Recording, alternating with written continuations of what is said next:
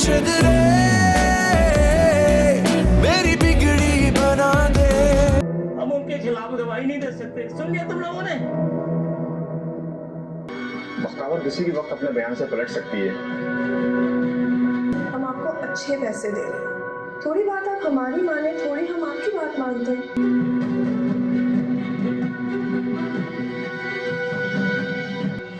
फायदा इसमें सिर्फ तुम्हारा है।